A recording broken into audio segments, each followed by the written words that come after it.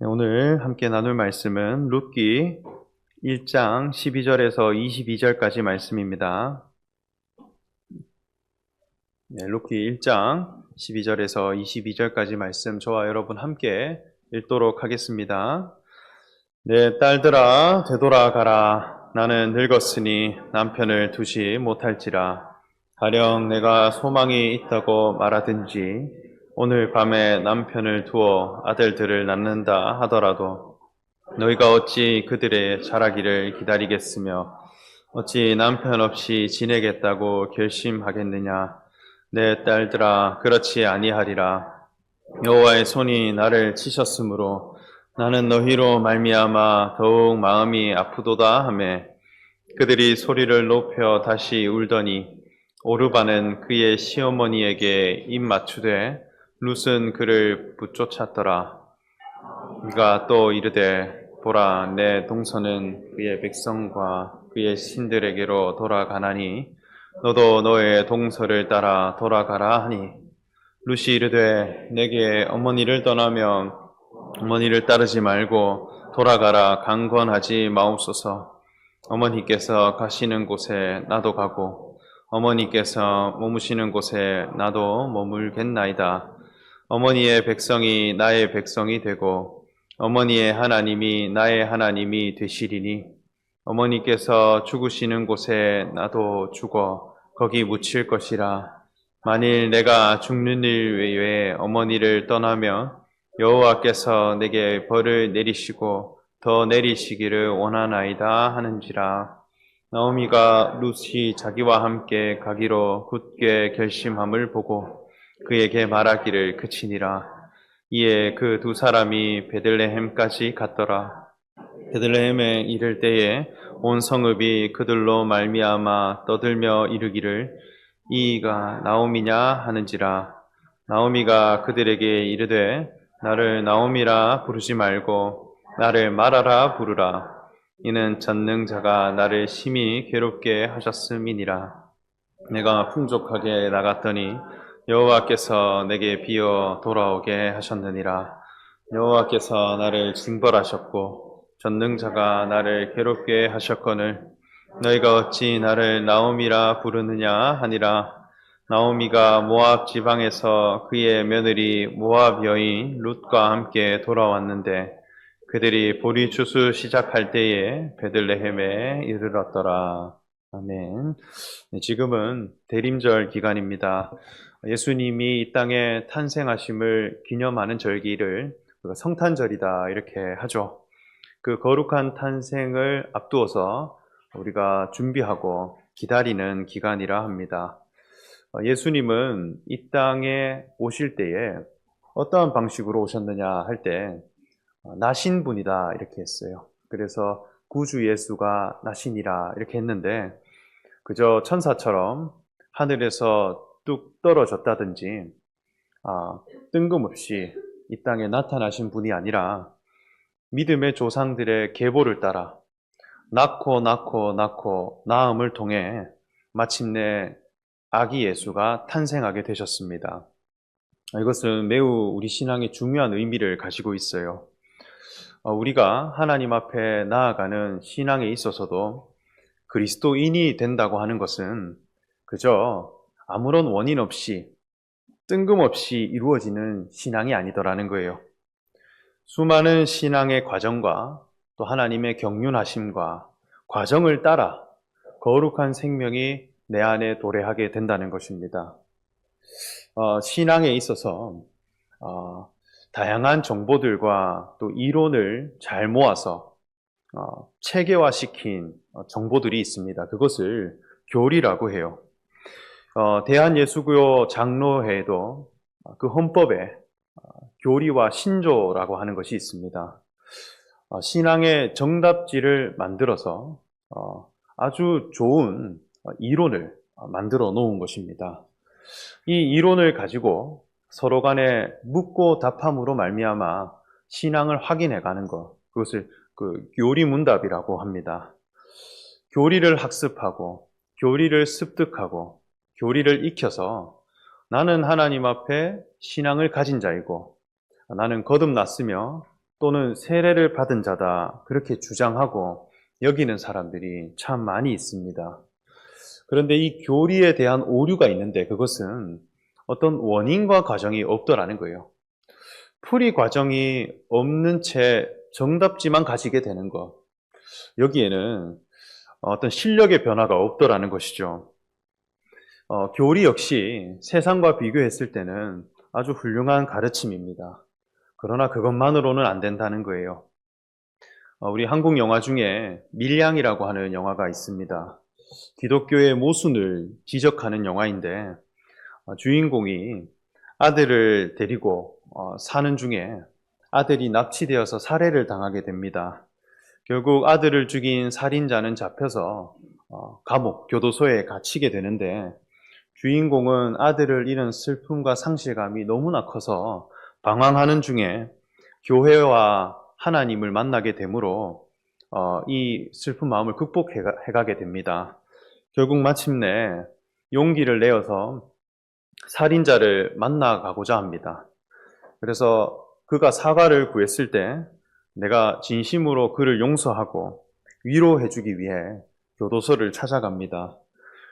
그러나 정작 그 살인자는 나는 이미 용서를 받았다. 내가 하나님께 회개를 하고 또 눈물을 흘렸더니 하나님께서 내게 찾아오셔서 나의 죄를 용서해 주셨다. 이 죄인을 용납해 주시니 얼마나 감사한지요. 이렇게 하며 감사해 하는 장면이 나옵니다. 그것을 보고 주인공은 굉장히 어이없어 합니다. 용서를 해주러 왔는데 이미 용서를 받았다는 거예요. 용서를 해준 사람이 없고 죄사함의 과정이 아무것도 없는데 교리라고 하는 정답지 안에 자기 행동과 말을 맞추어 내니까 어느덧 스스로 용서받은 사람이 되어 있더라는 것입니다. 감사함이 넘치고 깊은 사람이 되어 있더라는 거예요. 이것이 기독교 교리가 가진 모순이더라는 것입니다. 신앙이라고 하는 것은 내가 하나님의 자녀다 강하게 주장한다고 되는 것이 아닙니다. 예수 그리스도는 하나님의 아들로 우리에게 탄생하신 분입니다. 이 아들이라고 하는 것은 생명이지 교리나 이론이 아니에요. 우리는 그 생명을 영접하고 생명으로 변화되어지는 것을 중요하게 여겨야 된다는 거예요. 교리를 습득하고 학습한다든지 훈련한다고 이루어지는 세계는 아니더라는 것입니다. 예수님도 니고데모를 향해 거듭나지 않으면 하나님의 나라를 볼 수 없을 것이다 했듯이 다시 나야 한다는 거예요. 생명으로 날 때에 우리에게 하나님 나라가 관련 있는 나라가 될 것이다. 이 생명이라고 하는 것은 그냥 정답지처럼 뚝 떨어지는 것이 아니라 생명의 과정이 있습니다. 자고 깨는 과정이 있고 또 낳고 낳음의 과정을 따라서 마침내 오늘 나라는 생명이 있게 되듯이 예수 그리스도의 생명이 내 안에 탄생하게 되는 과정도 수많은 신앙의 경륜들, 거룩한 생명들의 교훈이 내게 이어져서 마침내 예수님이 내 안으로 찾아오시게 되는 그런 날이 올 것이라 여겨집니다. 그래서 우리는 대림절 기간을 통해 도대체 생명으로 나는 그 신앙은 무엇일까? 이것을 찾아가는 귀한 시간이 되면 좋겠습니다. 오늘 읽은 말씀은 룻기라고 하는 말씀입니다. 이스라엘에 사사들이 다스리던 때가 있었습니다. 그때 룻이라고 하는 여인이 살았습니다. 이 여인은 나오미라고 하는 여인의 며느리이고 또 다윗 왕의 고조 할머니가 됩니다. 그리고 이 룻이라고 하는 이 신앙인을 통해 예수 그리스도가 나시게 되는데 마태복음 예수님의 족보를 보면 예수님을 낳기까지에 포함된 5명의 여인들이 있는데 그 안에 룻이라고 하는 여인을 소개하게 됩니다. 이 룻이라고 하는 여인은 본래 모압이라고 하는 이방 나라 출신의 사람입니다. 어떻게 이방 나라 출신 사람이 다윗 왕의 조상이 되었고 예수 그리스도의 계보에 속해질 수 있게 되었을까요? 그 교훈을 오늘 말씀을 통해 알아가 보면 좋겠습니다. 오늘 룻기 1장 1절에서 2절까지의 말씀이 있는데 우리 함께 읽어보도록 하겠습니다. 시작. 산사들이 치리하던 때에 그 땅에 흉년이 드니라. 유다 베들레헴의 한 사람이 그의 아내와 두 아들을 데리고 모압 지방에 가서 거류하는데 그 사람의 이름은 엘리멜렉이요 그의 아내의 이름은 나오미요 그의 두 아들의 이름은 말론과 기럐이니 유다 베들레헴 에브라 사람들이더라. 그들이 모압 지방에 들어가서 거기 살더니 먼저 네. 먼저 나오미라고 하는 사람과 또 엘리멜렉이라고 하는 남편이 있었다 했습니다. 이 부부가 만나서 두 아들을 낳았고 유다 땅 베들레헴에 정착해서 살게 됩니다. 이스라엘 백성들에게 있어서 이름에는 아주 중요한 의미가 담겨 있는데 이스라엘 백성들은 이름을 곧 자기 신앙의 정체성이라 여겼습니다. 하나님 앞에 가진 나의 신앙의 고백, 어떤 신앙의 관, 그것을 부모나 스승이 보고 그 이름을 붙여주었습니다. 그래서 이것은 그저 부르기 위한 이름이 아니라 하나님 앞에 가지고 있는 자기 신앙의 고백이요, 정체성이 이름 안에 담겨 있다 할 수 있어요. 그래서 나오미라고 하는 이름의 뜻은 무엇이냐 하면 우리의 즐거움, 즐겁고 기쁘다라는 뜻을 가지고 있습니다.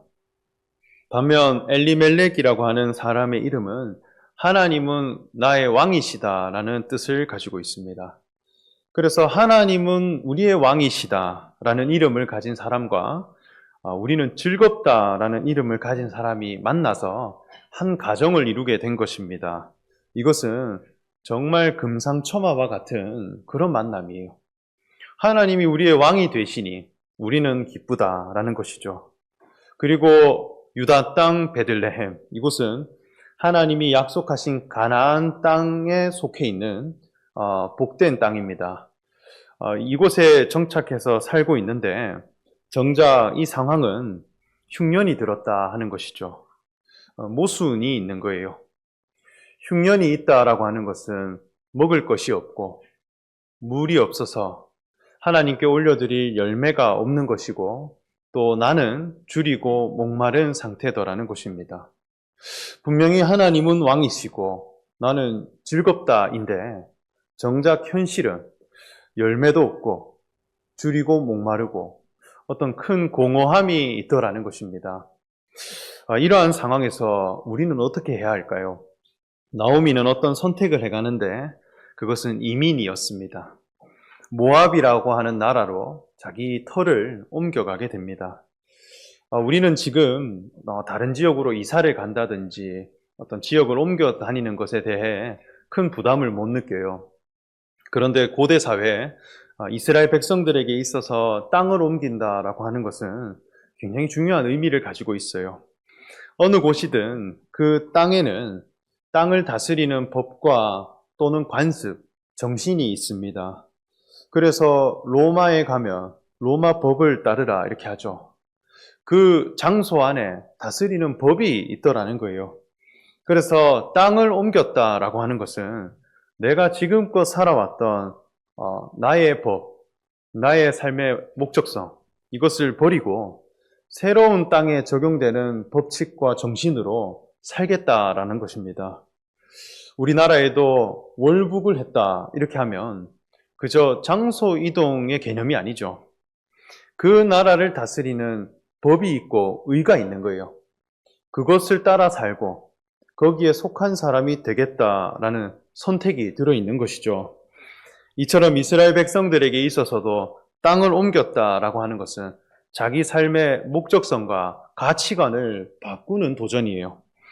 유다 베들레헴을 떠나 모압으로 갔다는 것은 모압 족속이 추구하는 가치관을 따라 살아가게 되었다는 거예요. 그러면 이 모압 족속은 어떠한 사람들이냐 하면 이들은 암몬이라고 하는 족속과 붙어 있는 한 쌍입니다. 그래서 모압과 암몬 같이 불러요.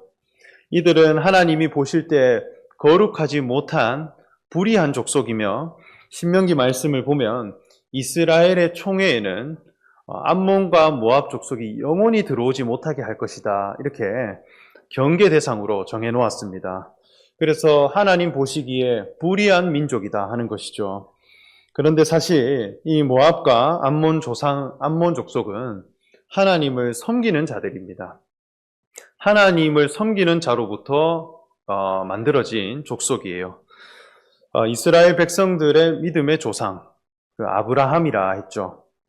하나님이 아브라함에게 찾아와서 너는 너의 본토 친척 아비 집을 떠나 내가 내게 보여줄 땅으로 가라 이렇게 했을 때 아브라함은 그 하나님의 말씀을 믿음으로 자신의 길을 떠나게 됩니다. 그때에 함께 동참했던 사람 중에 롯이라고 하는 조카가 있었습니다. 그래서 아브라함과 롯은 하나님의 말씀 앞에 함께 여정을 시작한 자이죠. 그런데 아브라함이 복을 받고 또 소유가 풍성해지고 어디를 가든 승리하게 되자 점점 롯과 아브라함이 틀어지게 되고 나중에는 갈라서게 됩니다. 성경에서는 그들의 소유가 많아서 동거할 수 없었음이니라 이렇게 말씀하고 있습니다.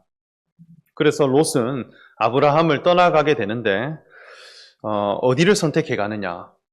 자기 눈에 보기에 좋아 보이는 땅, 자기가 볼 때 풍성해 보이는 그 장소를 향해 가게 됩니다.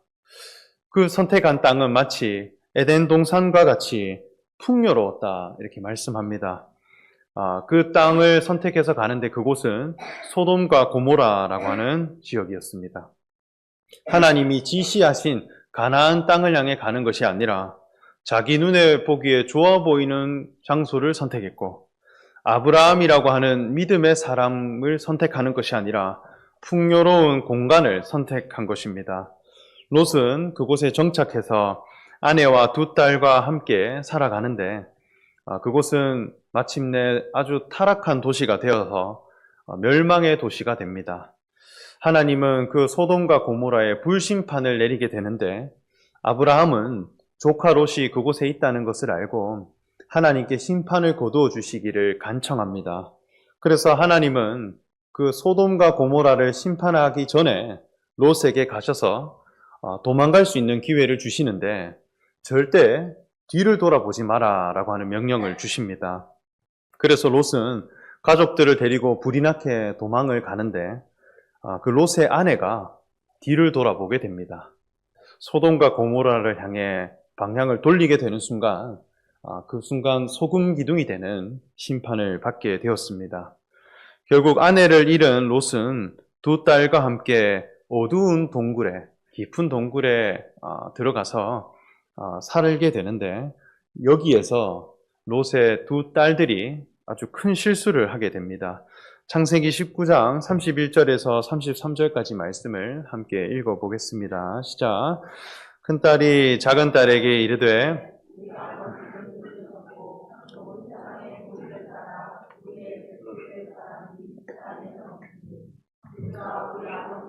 술을 마시게 하고 동침하여 우리 아버지로 말미암아 후손을 이어가자 하고 그들이 아버지에게 술을 마시게 하고 큰 딸이 들어가서 그 아버지와 동침하니라. 그러나 그 아버지는 그 딸이 눕고 일어나는 것을 깨닫지 못하였더라. 큰 딸이 작은 딸에게 말하기를 우리 아버지는 늙었고 온 세상에 우리 배필될 사람이 이 땅에 없으니 아버지의 씨를 통해 우리의 후손을 이어가자 합니다. 자신들의 후손이 이어지지 못하는 것에 대한 걱정이 있었다는 거예요. 왜냐하면 그 어머니도 소금 기둥이 되었고 아버지는 늙었기 때문입니다. 자기가 볼 때에 가능성이 없다고 판단했습니다.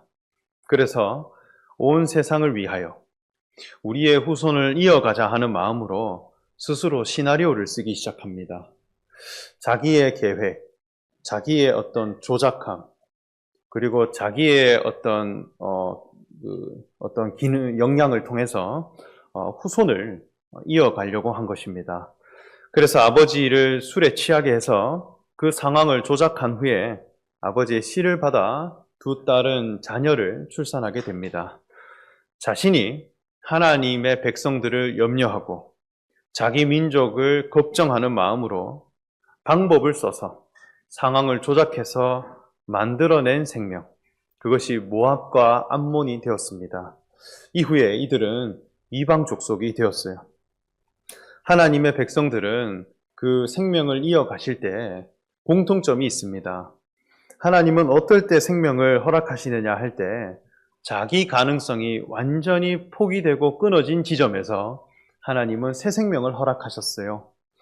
아브라함이 99세 때에, 사라는 경수가 끊긴 때에 이삭이라고 하는 생명을 예비해 두셨고 허락하셨습니다. 그렇게 거룩한 계보를 이어가게 하셨어요.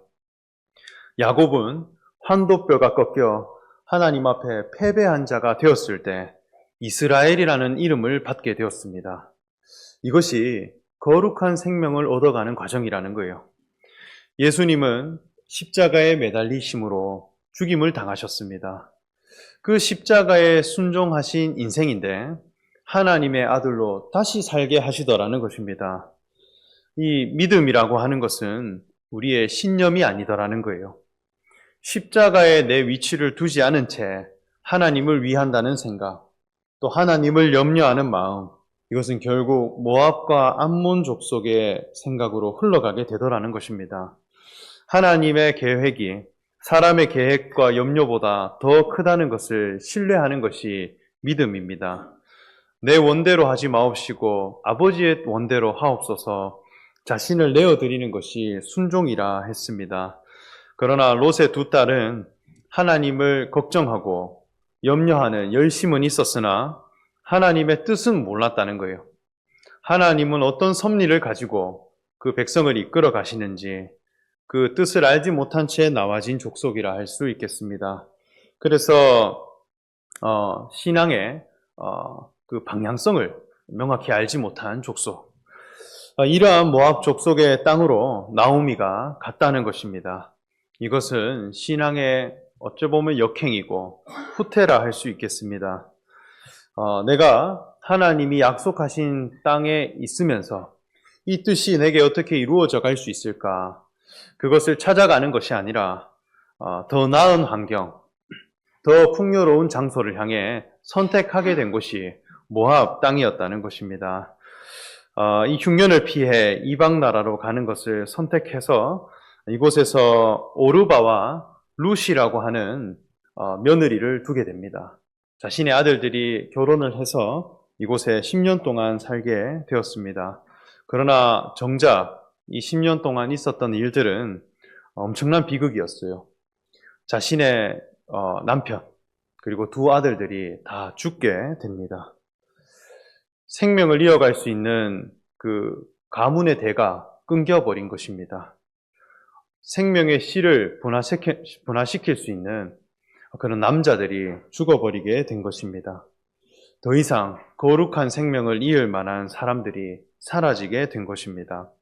그저 나오미 자신과 모압 출신 두 며느리만 남겨지게 됩니다. 이것이 나오미가 받은 성적표입니다.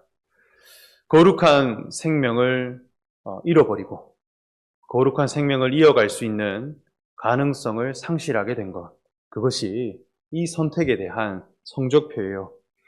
하나님은 왕이시다라고 하는 그 이름을 가진 엘리멜렉이 죽어버렸습니다. 더 이상 즐거움이 없어지게 된 것입니다. 괴로움과 공허함만 남은 것입니다. 그렇게 나오미는 이제 자신의 고향으로 돌아가려고 합니다. 그래서 모압 족속의 두 며느리를 불러서 말을 합니다. 이제 내 아들들이 다 죽었고 너희 남편 될 사람을 만날 가능성도 사라졌다. 너희는 모압 사람이지 않느냐? 나는 고향 베들레헴으로 돌아갈 테니 너희도 고향으로 돌아가라. 이렇게 말합니다. 당시의 여자의 운명이라고 하는 것은 남편을 만나서 아들을 낳는 것이 인생 최대의 과업이었습니다. 그래서 아들을 낳아야 여자의 신분이 변화될 수 있기 때문에 남편을 만나서 아들을 낳는 것만이 자기 영광의 변화에 아주 중요한 기회였다는 것입니다. 그래서 새로운 남편을 만나려면 모압 족속 사람이기 때문에 자기 고향으로 돌아가는 것이 새 남편을 만나는 것으로 더 유리하지 않겠느냐. 그렇기 때문에 이제는 시어머니와 헤어지자는 것입니다. 그렇게 첫째 며느리 오르바는 어머니에게 입을 맞춘 후 고향으로 돌아갑니다. 그런데 둘째 며느리 룻은 자신의 고향으로 돌아가지 않고 나오미에게 어떤 고백을 내어놓습니다. 오늘 16절, 17절 말씀을 우리 함께 읽어보겠습니다. 시작. 룻이 이르되 내게 어머니를 떠나며